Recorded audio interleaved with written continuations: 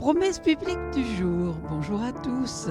Reparlons aujourd'hui du courage parce qu'il y a tellement de choses à dire. Comment expliquer le courage? Le courage, dérivé de cœur, est une vertu qui permet d'entreprendre des choses difficiles en surmontant la peur et en affrontant le danger, la souffrance, la fatigue. Depuis l'Antiquité et dans la plupart des civilisations, le courage est considéré comme l'une des principales vertus indispensables aux héros. Que signifie être fort et courageux dans le Seigneur? Être fort et faire preuve de courage implique en partie de faire confiance au Seigneur comme notre véritable source de force.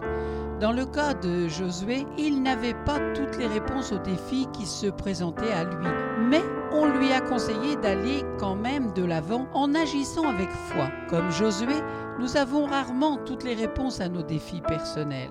Que dit la Bible à propos de l'audace, du courage? Lisons ensemble dans 2 Corinthiens, chapitre 3, verset 12. Il est écrit: « C'est parce que nous avons une telle espérance que nous sommes pleins d'assurance. » Paul encourage les croyants à vivre avec courage et ouverture d'esprit, grâce à l'assurance qu'ils ont dans l'Évangile. Cette espérance ne repose pas sur la force humaine, mais sur la puissance transformatrice de l'Esprit de Dieu qui permet aux croyants de parler et d'agir avec audace dans leur foi. Psaume 31, verset 24, il est écrit: « Soyez donc forts et courageux, vous tous qui mettez votre espérance dans l'Éternel. » Que signifie être fort et courageux dans la Bible? Être fort et faire preuve de courage implique en partie de faire confiance au Seigneur comme notre véritable source de force. Où Jésus dit-il dans la parole de Dieu: « Prenez courage ». Lisons ensemble Matthieu chapitre 14, versets 26 à 28.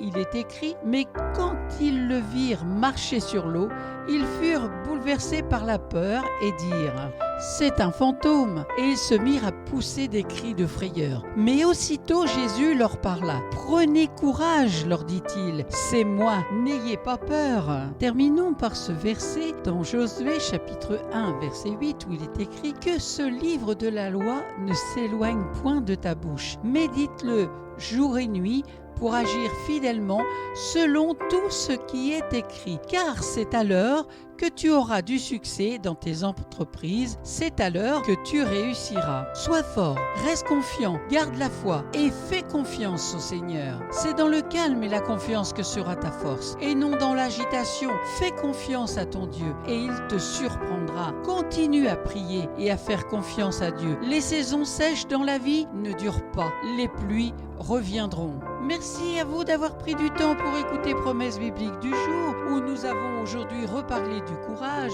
Il y a tant et tant de choses à dire sur le courage par rapport à la Bible. Je vous souhaite bon courage, très bonne méditation. Je vous donne rendez-vous à très bientôt.